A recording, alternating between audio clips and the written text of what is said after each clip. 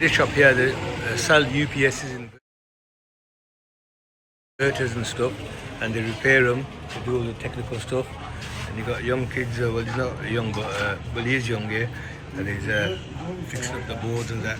And these guys here, when you come to them, they tell you specific requirements, so what load you want. And there you go, you just open this one, and that's in for repair. Somebody's bought it.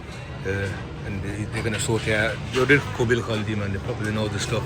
It's a bit, not safety-wise, it's not too good, but it does the job for Pakistan, if you know what I mean. A voltage meter on there to check the voltage, and look at the size of that transformer. And that's a circuit board. You've got some capacitors and resistors and all that kind of stuff in there. And that's how ICUs. These usually burn out because of the heat. To be honest with you, they get overloaded.